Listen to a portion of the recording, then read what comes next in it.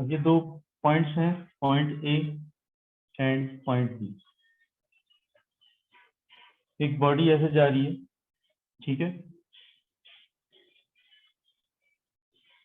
तो अगर मैं इस पॉइंट को यहाँ पे मान लेता हूँ पी और इसको मान लेता हूँ क्यू, तो जो पाथ लेंथ है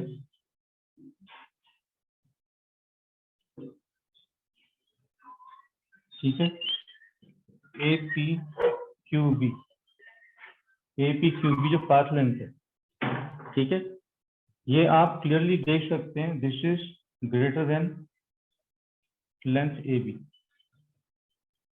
ए बी जो है शॉर्टेस्ट लेंथ है, ए बी जो है शॉर्टेस्ट लेंथ है, और ए बी हमारी क्या क्वांटिटी है, ये है displacement. So this is distance, distance is always greater than displacement.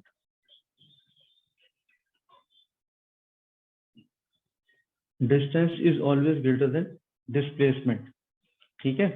और अगर हम रेक्टिलिनियर मोशन की बात कर रहे हैं, मोशन इन वन डायमेंशन की बात कर रहे हैं, तो फिर बॉडी आगे पीछे तो जा ही नहीं सकती, उसे तो स्ट्रेट लाइन पे ही चलना पड़ेगा। तो when the motion is restricted along one straight line only, right, then in such case the distance will become equal to displacement if the motion continues to be in the same direction. अगर direction change नहीं हो रही है, एक ही direction में body जा रही है, ठीक है, तो डिस्टेंस और डिस्प्लेसमेंट बराबर हो जाएंगे, ठीक है। So in rectilinear motion distance is equal to displacement if direction don't changes, ठीक है। और अगर ऐसा नहीं है, रेक्टिलिनियर मोशन नहीं है, कोई भी मोशन है, तो उस केस में distance will always be greater then displacement. Second important point, rectilinear motion में डिस्प्लेसमेंट पॉइंट ऑफ व्यू से डायरेक्शन सिर्फ दो हो सकती है, फॉरवर्ड और बैकवर्ड, दो ही डायरेक्शन हो सकती हैं रेक्टिलिनियर मोशन के अंदर डिस्प्लेसमेंट पॉइंट ऑफ व्यू से, फॉरवर्ड डायरेक्शन और बैकवर्ड डायरेक्शन, ठीक है, और कोई डायरेक्शन नहीं होगी।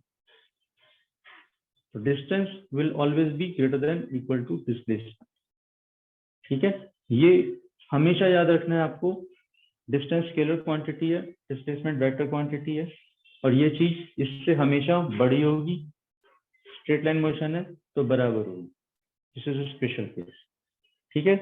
Now different types of motion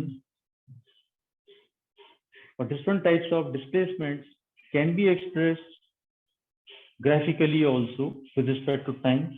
so अलग अलग केसेस में हम अलग अलग तरीके से उसको डिस्प्ले कर सकते हैं। So any object is it stationary, कोई भी ऑब्जेक्ट अगर स्टेशनरी है, मूव नहीं कर रहा है, तो उसका डिस्प्लेसमेंट टाइम ग्राफ किस प्रकार से आएगा,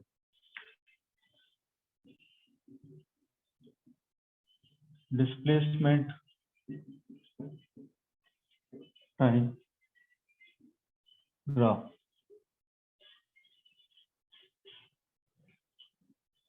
ये डिस्प्लेसमेंट है एस टाइम, ठीक है।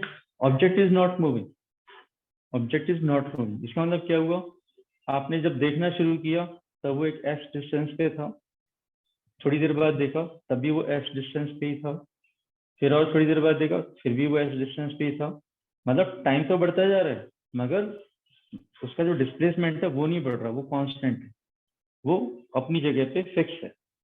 तो जब इस टाइम पे देखा तो वो इस लोकेशन पे था, जब इस टाइम पे देखा तब भी वो उतनी दूरी पे था, जब इस टाइम पे देखा तब भी उतनी ही दूरी पे था, जब यहाँ देखा तब भी उतनी दूरी पे था।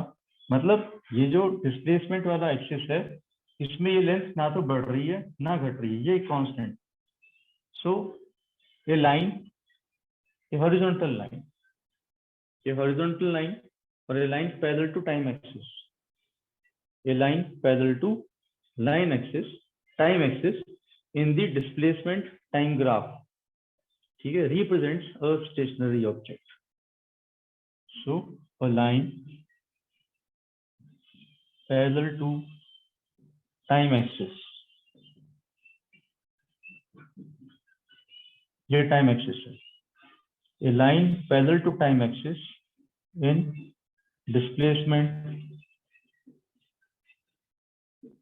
time graph represents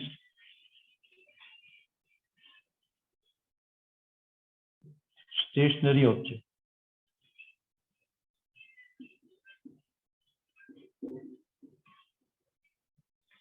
ये ऑब्जेक्ट न दूर जा रहा है न पास आ रहा है, ये स्टेशनरी।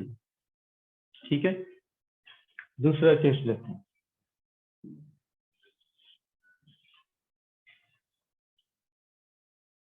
ठीक है, अब दिस इज अनदर ग्राफ। शुरू में देखा था तो इतनी दूरी पे था, थोड़ी देर बाद देखा इतनी दूरी पे मिला, थोड़ी देर बाद और देखा इतनी दूरी पे मिला, थोड़ी देर बाद देखा इतनी दूरी पे मिला। तो क्या हो रहा है, ये इसका जो डिस्प्लेसमेंट है ये बढ़ता जा रहा है, मतलब बॉडी दूर जाती जा रही है। ठीक है, तो ये कैसी लाइन है, राइजिंग लाइन, इसको हम राइजिंग लाइन कहते हैं। This is rising line. ठीक है, ऊपर चढ़ती जा रही है। सो ए राइजिंग लाइन, ये डिस्प्लेसमेंट एक्सिस है, ये time axis. So A rising line in displacement time graph represents a body going away, दूर जा रही है। ठीक है, this body is going away. इसका ध्यान रखना है, ये डिस्प्लेसमेंट है, ये टाइम है। डिस्प्लेसमेंट को यहाँ पे x लिखो, y लिखो, s लिखो, जो मर्जी लिखो। ये डिस्प्लेसमेंट और ये time. With time distance is going, this displacement is increasing. ठीक है, तो इसका मतलब बॉडी दूर जा रही है।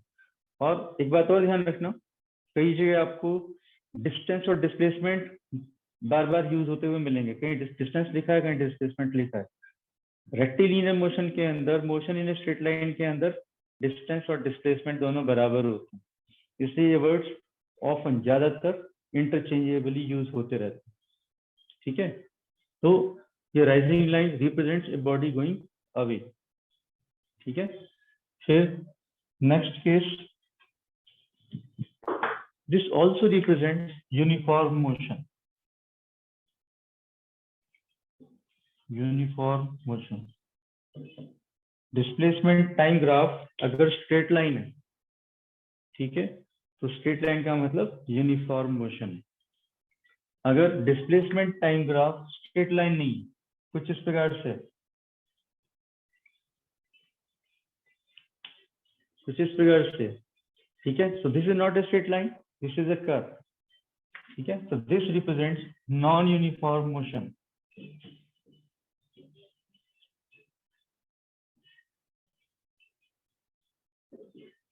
This is a non-uniform motion. ठीक है, इसमें ये बॉडी दूर गई, फिर वापस आई, फिर दूर जाने लग गई, ऐसे। और जब ये फ्लैट हुआ था, यहाँ पे स्टेशनरी हो गई थी, थोड़ी देर स्टेशनरी रही, फिर वापस आई, फिर स्टेशनरी हो गई, फिर दूर जाने लग गई। इसका मतलब ये,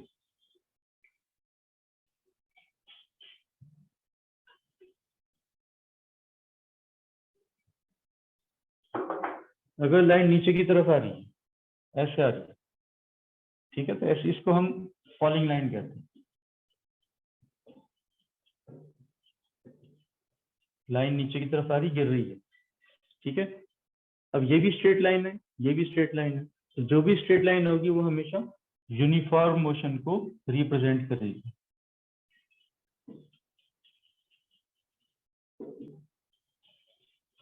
वो एक यूनिफॉर्म मोशन को रिप्रेजेंट करेगी, राइट। ये भी यूनिफॉर्म मोशन, मगर अब क्या हो रहा है, शुरू में हमने देखा तो इतनी दूर थी, थोड़ी देर बाद देखा तो कम दूर थी, और थोड़ी देर बाद देखा तो और कम दूरी पर आ गई, और थोड़ी देर बाद देखा और कम दूर हो गई।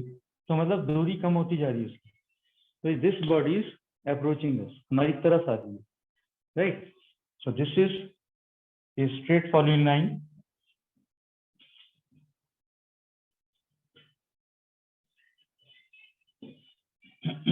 in displacement time graph represents an approaching body.